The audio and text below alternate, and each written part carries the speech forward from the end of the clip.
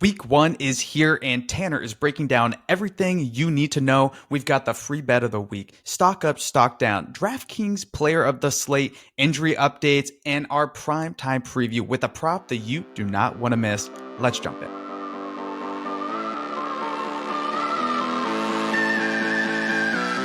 The time is now for the Dr. Bob Sports Podcast. I am Tanner. I am our head of analytics, and I am in my 9th year working alongside Bob to originate our NFL and college basketball bets. And today, as always, I'm joined by our digital media specialist, Grant. I'm soaking in the last bits of summer here on Cape Cod, but football is in the air. Oh, football is here. I actually got to see my Huskers play at Arrowhead last week, and I've got my Chiefs tonight in Brazil, but we'll touch on that game here in a little bit. But let's get to everybody's favorite segment, which is the free bet of the week. And you are 21, 12, and 1 on podcast sides and totals dating back to 2023. But where do we get to start this week? Cleveland plus 5.5 over Cincinnati. So when we released this to clients earlier, it was 5.5 minus 0.5. You can still get some 5.5s out there. I would take it at plus 5 as well, but that would be as low as I would go for the Browns. And it obviously was a disaster for Cleveland last year, but you'd have to be pretty certain that Joe Flacco is a complete shell of himself to have this team as such a huge home underdog in the opener here, because you look at it, it doesn't look, as far as roster goes, that much different than the end of 2023 when Flacco was the quarterback for Kevin Stefanski's offense. And at that time, the market had the Browns rated as a league average team. Yeah, looking at Flacco's numbers, he averaged 7.4 yards per pass play with Stefanski in 2023, and then he averaged 6.2 yards per pass play last year in Indianapolis. And for reference, the league average was 6.2 yards per pass play last season. So, I mean, the age cliff has not come for Flacco yet. Doesn't mean it's not going to come, but the market is saying it's definitely already here. I mean, you look at it, Cleveland's interior offensive line is the exact same that was in front of Flacco at the end of 2023. The tackles were actually out when he was playing for Kevin Stefanski last time. Now they'll have Jack Conklin back on the field. The receiving group, basically the same. It's still David Njoku, and they swap Amari Cooper for Jerry Jeudy, but he was generated the 10th most EPA among wide receivers in 2024. Yeah, and Cleveland's Week 1 defense still has 4 of its top 5 graded players by PFF in 2023 season, with Myles Garrett, Grant Delpit, Greg Newsome, and Denzel Ward. Reminder, the 2023 Browns defense allowed a league low negative 0.16 EPA per play with the same coordinator. Yeah, so I mean, there's been turnover on the Browns defensive line. Flacco's not going to be good as a 40-year-old as he was as a 38-year-old, but I don't think you can make this Browns team 4.5 points worse than average when it's basically the same team that we saw be rated league average, 18 months ago. So I think the Browns are clearly underrated heading into the season. Definitely. Well, let's look at the other side of this bet. And what are you expecting from the Bengals in 2025? Much of the same here. I mean, the Bengals finished 6th in success rate on offense last year. They basically bring the entire crew back, and I think they're going to be, a top 5 borderline-ish offense again in 2025.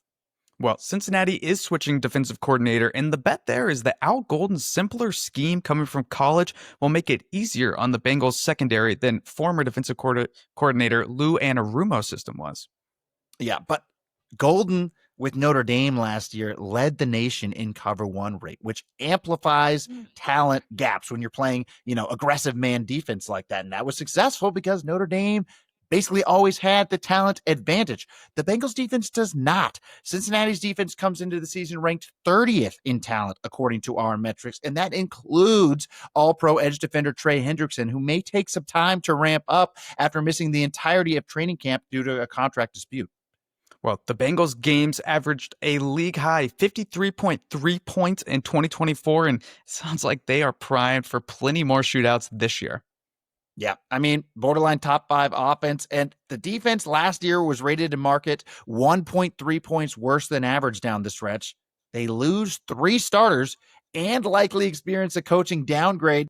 I mean, it's going to be a ton of shootouts again for the Bengals. Now, our model has this game priced between 3.5 and 4. So I think that's why there's value here on the free bet of the week, Browns plus 5.5.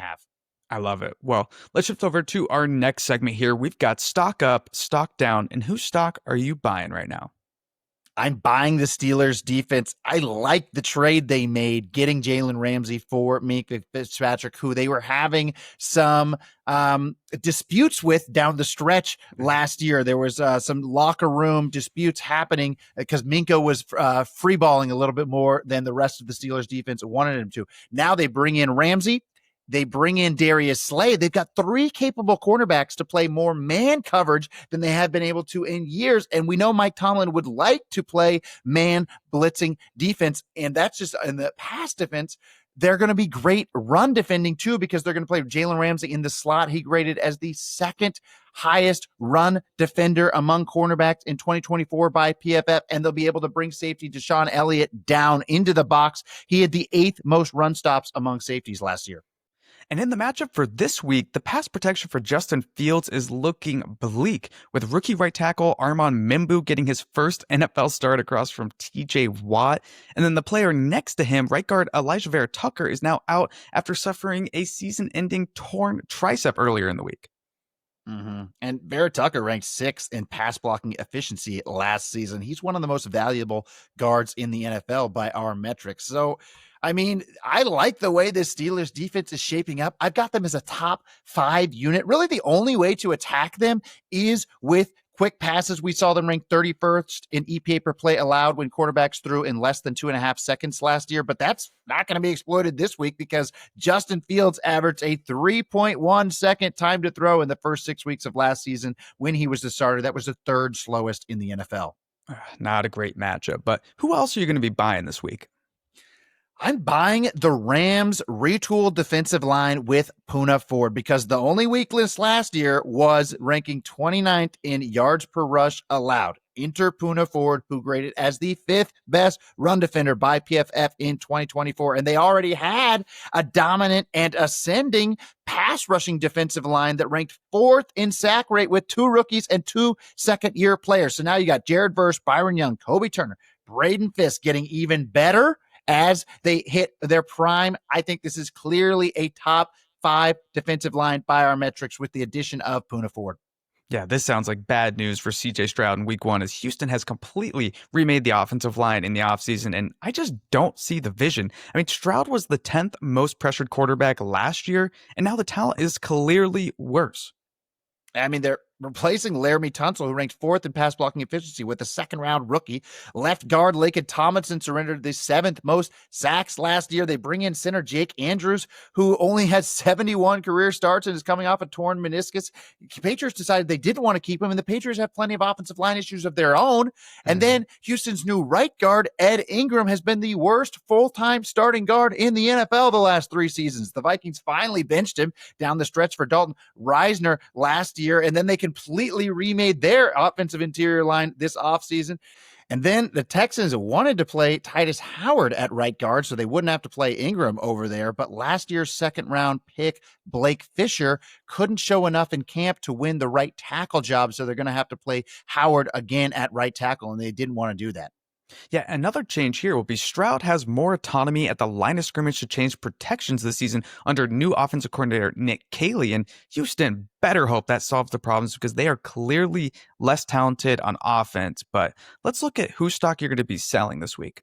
I'm selling the Colts decision makers. I just disagree with the decision to start Daniel Jones over Anthony Richardson. Those guys have basically the same career EPA per play, except one guy has only started 27 games since college, and the other guy we know doesn't have a ceiling. I mean, you look at it, the best case scenario for the Colts with Daniel Jones this season is winning 10 games, making the playoffs, right? They almost did that with Gardner Minshew, but I mean, you're not any closer to winning a Super Bowl, even if you get that result. Meanwhile, there's at least a small chance a 23-year-old Anthony Richardson is going to be good enough down the line to win Indianapolis' Super Bowl. So this seems like a clear case of the coaching staff trying to save their jobs rather than do what's best for the franchise. Yeah, I hate that decision, but let's look at who else's stock you're going to be selling this week.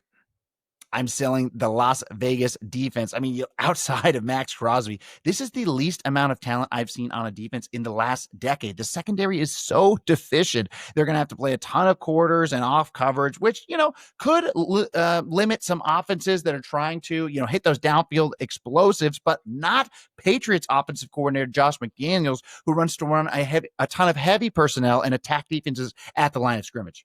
Yeah, McDaniel's offense was one of 10 in 2022 to throw 25% of their passing touchdowns with only 2 wide receivers on the field in his last full season of calling plays. Yeah, and so you look at it, Crosby, the only real talented Raiders defender, but he took 83% of his pass rushing snaps last year across from right tackles, which is the only position I can trust on this New England offensive line. They went out and signed free agent right tackle Morgan Moses, who ranked 12th in pass blocking efficiency on true pass sets last year, and he should be able to contain Crosby. Yeah, and the Patriots also added to Drake May's supporting cast by using a top 5 draft pick on tackle Will Campbell and signing wide receiver Stephon Diggs, who had a 57% success rate, which was 18th in the NFL before he got that season-ending injury in October. Yep. So I think Mike Vrabel and Josh McDaniels are going to want to build Drake May's confidence starting fast, and they're going to play fast here because New England's offense finished inside the top 5 in neutral pace the last 4 seasons. McDaniels was the coordinator from 2018 to 2021. All right, well, let's stick with that game for our next segment, which is the DraftKings Player of the Slate. And who are you putting in your lineup this week? Brock Bowers at 6,500. I think the Raiders are going to put up points on Sunday, and this offense is going to be funneled through the tight end. Yeah, and the Raiders drafted running back Ashton Jeanty in the top 10, but the biggest upgrade on offense actually comes at quarterback, moving on from that tandem of Gardner Minshew and Aiden O'Connell to Geno Smith. And the Las Vegas quarterbacks combined for a 58% on-target rate last season, which was 22nd, while Geno had a 65% on-target rate, which was 5th in the NFL. Yeah, and the Raiders also upgraded at offensive coordinator, going from Luke Getsy to Chip Kelly, who had Ohio State as the most efficient offense in the country last year. And then you look, Getsy got 3 seasons calling plays in the NFL. His 2022 and 2023 Bears ranked 22nd in EPA per play. And then the first 9 weeks of last season, when Getsy was at the helm, the Raiders averaged a league low negative 0.19 EPA per play. Yeah, you can tell Pete Carroll's fired up about this Kelly offense. I mean, they're going to catch the league by surprise. Carroll actually said, "We ran the most fundamental plays you could run. It'll continue to be pretty basic for the rest of the preseason, just to keep our edge for the first few games of the regular season. Teams don't know who we are. They're going to have to find out." Yeah. And then you look at it, the matchup for Bowers here. The Patriots are much weaker down the spine of the back 7 than they are on the outsides, with all-pro cornerback Christian Gonzalez, who he may not play with this tricky hamstring. And they did newly acquire Carlton Davis as well to play outside cornerback. Meanwhile, you look at the safeties, Jalen Hawkins and Craig Woodson. They combined to play just 1 snap in the NFL. They are going to struggle against Brock Bowers, who was 3rd in yards per route run as a rookie. All right, well, let's shift over to our next segment, which is the weather of the week. And what are you seeing out there? I want to talk about the Brazil game here. You look at last year, the first game the NFL played in Brazil at the Arena Corinthians in Sao Paulo, that had notably poor field conditions with the slippery surface, that top layer of grass easily coming loose. We had Saquon Barkley slipping on the first play of the game, and then Packers cornerback Jair Alexander lost traction to allow a touchdown. I mean, when you're basically playing on ice like that, everybody's slipping, that favors the offense who knows where they're going. The game ended with 824 yards, 63 total points. So our model leans slightly under on the total here, but I'm not going to be betting it or any unders on props because of the uncertainty with field quality. Yeah, that field was such a joke, but there's one more game that I think we need to touch on here, and that is the Broncos have a serious early season home field advantage at altitude as teams play themselves into game shape. I mean, Denver is 42-10 straight up and 31-18-3 in weeks 1 and 2 dating back to 1980. Yeah, I think Denver's probably the move in Survivor if you're in a small-ish pool, but Arizona could be a little bit more contrarian in large pools because some people refuse to pick road teams. All right, well, let's shift over to our next segment here. We've got the injury watch, and Tampa Bay wide receivers Chris Godwin and Jalen McMillan are out, and that is not even their most concerning problem.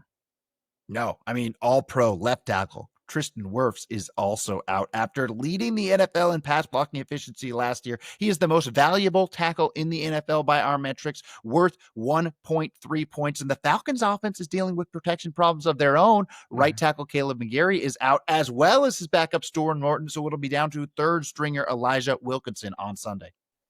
Yeah, and something else to watch out for is the status of Bears cornerback Jalen Johnson on Monday night. Johnson revealed he suffered a pretty bad injury in the groin in the period preceding the start of camp, and his status remains up in the air for this game. But let's actually talk more about that one in our primetime preview. And the Vikings are favored by 1.5 in Chicago with a total of 44. And the most noteworthy move that Minnesota's made this offseason was letting Sam Darnold walk and switching to last year's 10th overall pick in J.J. McCarthy.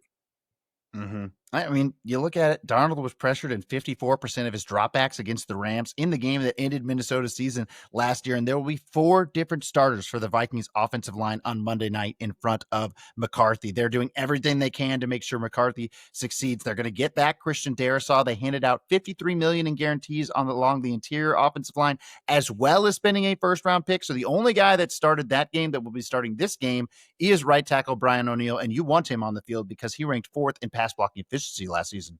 Yeah, and Vikings wide receiver Jordan Addison was 15th in EPA per target in 2024, but he is suspended to start the season. So Minnesota went out and signed Adam Thielen, who has actually worked out with McCarthy for the past couple off seasons. But the most notable defensive additions for the Vikings were defensive tackles Javon Hargrave and Jonathan Allen. And both of them had last season cut short due to injuries, but they did rank 12th and 14th in 2023 in pressures among interior defenders. Yeah. So those are 2 great additions. The biggest question mark along Minnesota's defense is the cornerbacks. Now, they signed Isaiah Rodgers, who I like. I thought he was underrated in Indianapolis, and he had a solid season last year with the Eagles, ranking 19th in coverage grade by PFF out of the 114 cornerbacks to get at least 200 coverage snaps. And then former 3rd overall pick Jeff Okudah beat out Mekhi Blackman for the 3rd cornerback spot to play with Byron Murphy and Rodgers. But I'm surprised they traded Blackman to the Colts because the Vikings now have some of the thinnest cornerback depth in the NFL, and they'd be in real trouble if any of those guys went down. Bro, looking at Caleb Williams' 42% success rate last year, I mean, that ranked only ahead of Anthony Richardson and Will Levis. And the Bears did everything they could to do this offseason, get their franchise player back on track, starting with hiring the best offensive-minded coach available in Ben Johnson. Yeah, Johnson coming over from the Lions brings a timing-based scheme that emphasizes play action, pre-snap motion, under center formations. And so that doesn't necessarily mesh with Caleb Williams, who's a shotgun improvisational quarterback. So I could see it being a little bit rocky here to start in that marriage. Well, Chicago did use 2 of their first draft picks on tight end Colston Loveland and wide receiver Luther Burden, as well as completely rebuilding the interior of the offensive line, most notably adding left guard Joe Thuney, who has been an all-pro in 3 straight seasons. Yeah, and there's not as many changes on Chicago's defense. They did sign Grady Jarrett along the defensive line, and they make a minor play calling upgrade from Matt Eberflus to Dennis Allen. So our model only favors the Vikings by 0.2. So I think this game should be priced at basically pick, lean a little bit to the Bears here with a predicted total of 42.5.